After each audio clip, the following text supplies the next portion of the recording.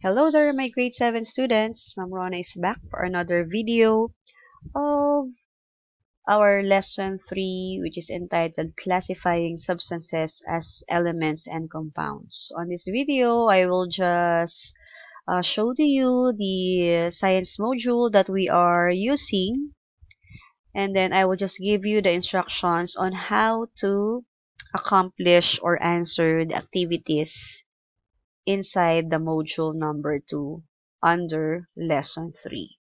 So, let's begin with the what I know part. So, this is found on pages 24 to 25 of your module. So, before you start to answer what I know, please be ready with your papers and pen. Write down your name, your grade and section, the subject, the module number, and the lesson number. And then write down what I know, then number from 1 to 15. So we have here 15 questions, multiple choice. So you're going to write down the letter of your answer. So that is the first activity, what I know, 1 to 15. Then let's proceed with the what's in. So in this lesson, you will simply classify elements from compounds. You will focus only on the classification of substances as elements or compounds. So, yun ang ating main objective for lesson 3. And then, for the what's new, so proceed na agad tayo sa activity. So, the title of the activity is which are elements, which are compounds. So, inside the box are the substances that are found in the cabinet. Classify which among them are elements and compounds, and complete the template below the box. Copy and fill the template below. So, ito yung kokopyahin na template. Yung table na nasa first column ay elements, and then on the second column are the compounds. So, what you will do is you will just classify the given substances to where they should belong. Kung sila ba ay elements or compounds. Igugrupo nyo lang sila. So, that is for the second activity of lesson number 3. So, yan ay nasa page 26. Never mind the pages that you see here in the modules, in the module that we are using, in the module that you are seeing on the screen. So, ang sundan po ninyo yung pages na nasa module na hawak ninyo. Then, let's proceed with what is it.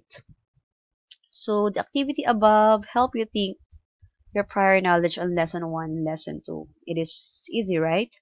Well, it is important to note that elements are single substance. You can easily see them in the periodic table.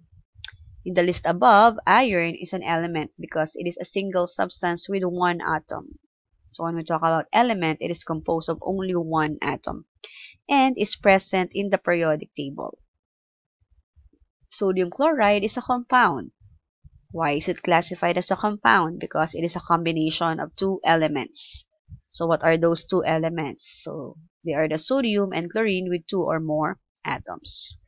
Therefore, ang difference po nilang dalawa, an element cannot be broken anymore. Cannot be broken down anymore. While compound, it can be broken down into its constituent elements. Okay, so we have 3 questions here. So for Q1, so another activity po ito, no? This is our third activity. But for question 1, this is already answered by you. Kung nagawa nyo na po tong part dito. Same goes with question number 2. Which among the substances are compounds? So, nagawa nyo na rin yan dito sa part ng second activity. So, no need to answer for Q1 and Q2. So, you will just answer Q3. So, this is our third activity. No? So, the question is, what are your basis of classifying them? Ano po ang naging basihan para maklasify mo ang mga substances sa grupo ng elements at sa grupo ng compounds? So, yun po yung third activity under the what is it. Okay. Now, let's proceed with what's more. So, let's just read. Elements and compounds are also present in the food that you eat. So, we have mentioned that last time sa lesson 1. They can be seen and read on the food labels known as nutrition facts and ingredients. Ito, meron tayong example dito ng nutrition facts or supplement facts and ingredients. So, dyan natin makikita yung mga substances sa food labels na ito. So, can you identify the substances in the food label above? Let us check. So, some of these are calcium. So, ito ang calcium. Monosodium glutamate and ferrous sulfate. Let us see kung merong monosodium glutamate dito. Parang wala akong nakikita. So, never mind about the monosodium glutamate. And the ferrous sulfate, let us see. Okay, parang hindi rin siya present. Probably ibang labels ang tinutukoy nila para dito. Anyway, so the calcium is the element, while the two substances are compounds. Ito yung monosodium glutamate and ferrous sulfate.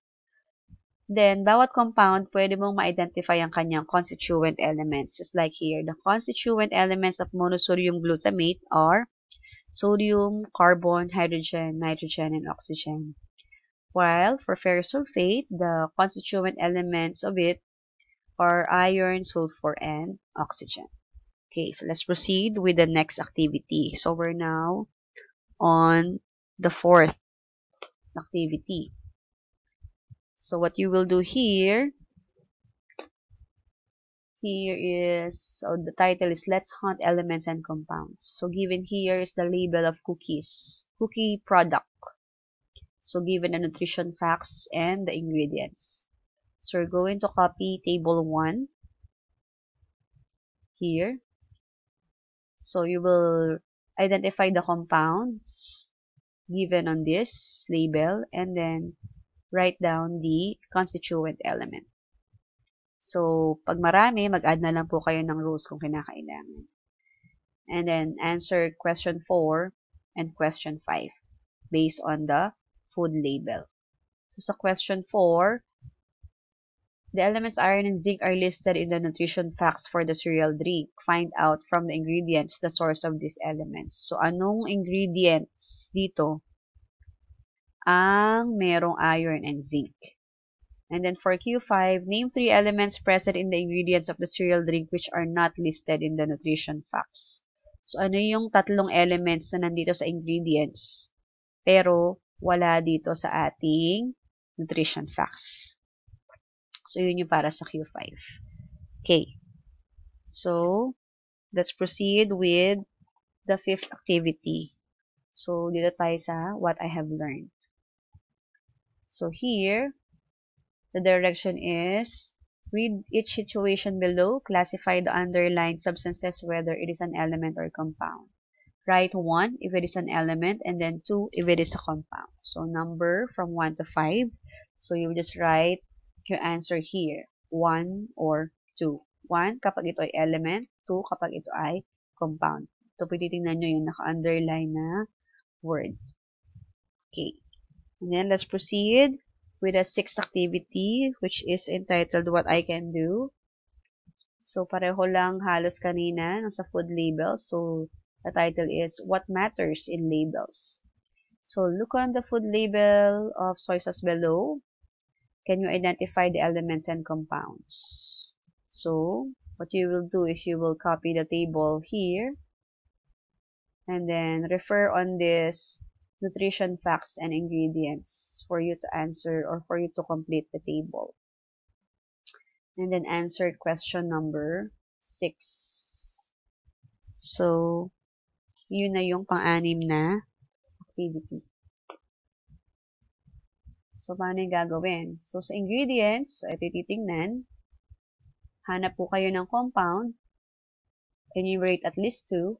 And then write down the constituent elements of that compound. Then, yung isa naman, ang titingnan ay nutrition facts. So, write down the compound that you will see on the nutrition facts. And then, ano po yung constituent elements ng compound na sinulat nyo? Yung katapatan niya. Yung katapat. Okay. So, yun ay para sa what I can do, pang-anim na activity. And then, let's proceed with the assessment. So, this is your post-test. So, read the item carefully. Write only the letter of the correct answer for each question. So this is 1 to 15 items. So again, you will just write down the letter of your answer. Anim na activity po yan. Ay, pang 7 na pala. Pang 7th activity pala yung assessment. Okay. Then, let's proceed with the last part of the activity, which is the additional activities. So, enrichment activity lang siya. So, let's look at the instruction. So, have a tour in your kitchen. Pick 5 food products having nutrition facts and ingredients. Look for the name of elements and compounds that are present. Actually, yung mga delata, marami kayong makikita sa kusina na may mga food labels. Like yung canned goods, yung patis, meron din siya toyo, or even kung bumibili kayo ng mga chichirya or mga junk foods, kindly look at the labels at the back. Or even yung mga noodles, yan, pwede nyo siyang magamit. So, yun lang na may kadalasang nasa kusina natin. So, please complete the table below. So, hanap po kayo ng tatlong products na makikita sa kitchen nyo. No? Write down the name of the food product here. Then, look for the compounds for each of the product. Then, for every compound, you will enumerate the constituent elements. So, at least 3 compounds for every food product. Then, it's up to you kung ilan po yung elements na meron sa bawat compound. And then, let's look at the question. Baka redundant lang siya or naulit lang. So, Q7, what food product are in your list? So, masasagot na siya dito sa first column. What elements do you find out? So, masasagot na rin siya dito sa part ng constituent elements. How about the compounds? So, masasagot na rin siya dito. So, ang sasagutan nyo na lang dito are the questions 9 and then 10. So, that is our 8th activity for this Module 2, Lesson 3. Okay, that's it. So, now if you have questions on Lesson 3 regarding the activities that you will be answering or accomplishing, just give me a message on my social media account. Social media account daw. Okay, sa Messenger, no? Paki-message lang si Ma'am Rona. And then, doon ko na lang i-entertain po yung mga questions po ninyo. Okay, so that's all for our Lesson 3. I hope na unawaan po yung ating simpleng pagkapaliwanag para po sa ating lesson number 3. Okay, so that's all for today. Good luck and God bless. Goodbye, class.